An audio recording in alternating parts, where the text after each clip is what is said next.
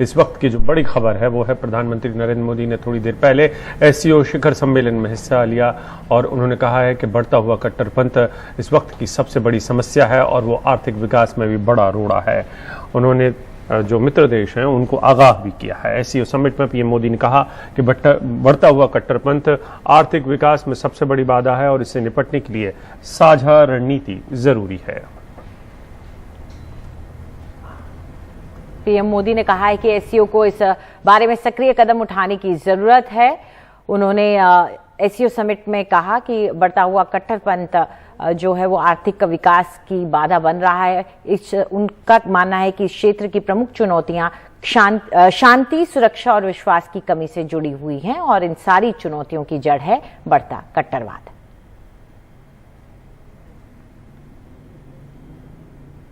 मेरा मानना है कि इस क्षेत्र में सबसे बड़ी चुनौतियां शांति, सुरक्षा और ट्रस्ट डेफिसिट से संबंधित है और इन समस्याओं का मूल कारण बढ़ता हुआ रेडिकलाइजेशन है।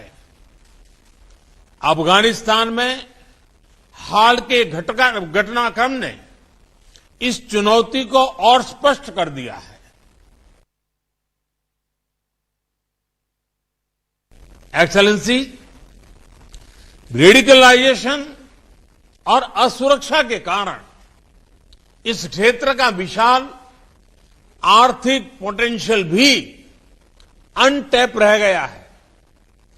खनिज संपदा हो या इंट्रा SCO ट्रेड, इनका पूर्ण लाभ उठाने के लिए हमें आपसी कनेक्टिविटी पर जोर देना होगा। हम इस क्षेत्र की पारंपरिक कनेक्टिविटी को पुनः स्थापित कर पाएंगे और तभी कनेक्टिविटी प्रोजेक्ट्स हमें जोड़ने का काम करेगी, न कि हमारे बीच दूरी बढ़ाने का। इस प्रयत्न के लिए भारत अपनी तरफ से हर प्रकार का योगदान देने के लिए तैयार है। एक्सेलेंसी, SCO की सफलता का एक मुख्य कारण यह है कि इसका मूल फोकस क्षेत्र की प्राथमिकताओं पर रहा है।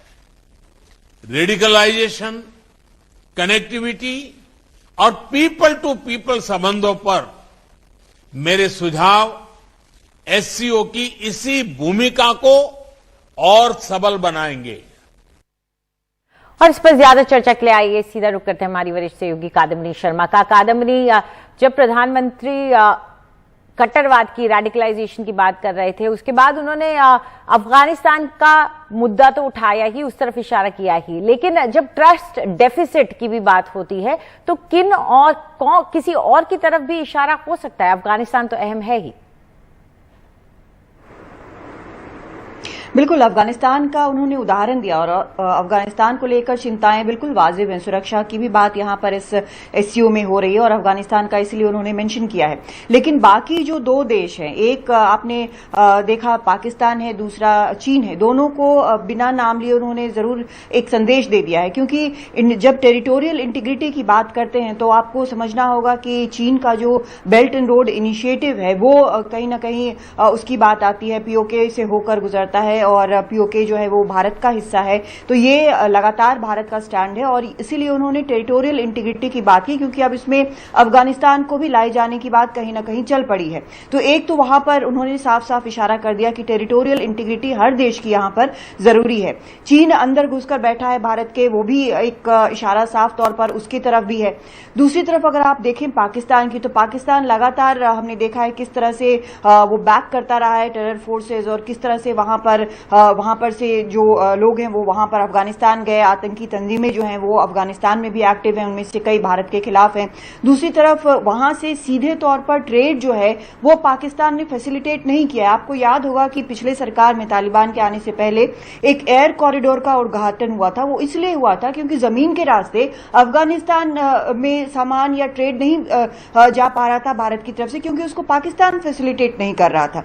तो ये जो चीजें हैं इसका सीधा सीधा इशारा यहाँ पर प्रधानमंत्री ने किया है। उन्होंने कहा है कि एक दूसरे की मदद करने से ही पूरे क्षेत्र में सुरक्षा भी आएगी, सफलता भी आएगी और यहाँ के जो यूथ हैं वो एक वेस्ट से कम्पीट कर सकेंगे, इमर्जिंग जो टेक्नोलॉजी है उसको देख सकेंगे। तो रेडिकलाइजेशन को लेकर, एक दूसरे के सहयोग को लेकर और टेरिटोरियल इंटीग्रिटी को लेकर उन्होंने बड़ा साफ यहाँ पर संदेश दे दिया है। अंजलि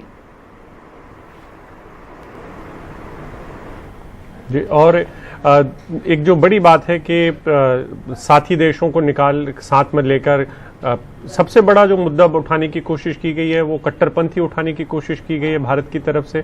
और एक तरीके से ये हाइब्रिड मॉडल था कि जहां पे प्रधानमंत्री यहां पे थे और बैठक में वहां पे भी हमारे अधिकारी और मंत्री पहुंचे हुए थे। तो इसके बारे में बताएं कादम्बनी कि ये नए तरीके का एक प्रयोग है।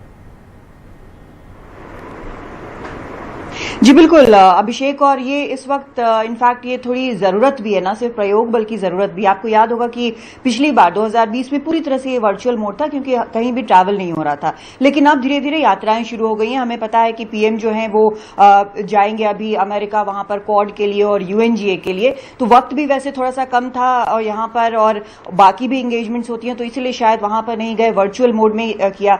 वहां राष्ट्रपति पुतिन भी वर्चुअल मोड में करने वाले थे, अभी शायद उनका भी भाषण अभी नहीं है, लेकिन उनके फॉरेन मिनिस्टर जो है वहां पर मौजूद हैं। पुतिन ने खुद को आइसोलेट किया हुआ है, इमरान खान लेकिन वहां पर पहुंचे हुए। तो एक तरह का ये हाइब्रिड है, एक तरह से दुनिया जिसको कहते हैं धीरे धीरे ओपन हो रही है ट्रैवल के लिए भी। तो एक तो यहां पर ये पॉइंट है। रेडिकलाइजेशन को लेकर जो उन्होंने बात की है वो बड़ा साफ है कि किसकी तरफ इशारा है। पाकिस्तान में जो हो रहा है वो भी एक साफ इशारा है, और रेडिकलाइजेशन के कारण दुनिया भर में जिस तरह की चीजें हो रही हैं, जिस तरह के हमले हो रहे हैं, वो भी बिल्कुल साफ दिखता है उसमें। अफगानिस्तान में जो हुआ है और आज भी हम जो देख रहे हैं तालिबान के आने के बाद, जिस तरह से वहां पर महिलाओं के अधिकारों को बिल्कुल कर्टेल कर दिया गया है। वहां पूर्व आर्मी वाले या जो वेस्टर्न देशों की जिन लोगों ने मदद की थी, ट्रांसलेटर्स थे, उनको किस तरह से घर घर से ढूंढ कर मारा जा रहा है, इस तरह की रिपोर्ट्स आ रही हैं। हालांकि तालिबान लगातार इनकार कर रहा है। तो ये सभी जो है रेडिकलाइजेशन है, और रेडिकलाइजेशन को लेकर आपको याद होगा कि प्रेसिडेंट पुतिन ने भी कहा था कि जो मेंबर स्टेट्स हैं उनके बॉर्डर्स को सुरक्षित करना है। चीन की भी ये चिंता है कि उसके शिनयांग क्षेत्र में कहीं रेडिकलाइजेशन दोबारा शुरू ना हो जाए, जिसे उसने बड़ा जोर से दबाया है, वो भी इसकी गारंटी मांग रहा है तालिबान से। तो ये सबके लिए एक समस्या है, और उसी को यहां पर साफ तौर पर इस क्षेत्रीय प्लेटफॉर्म पे पीएम ने साफ उजागर कर दिया है।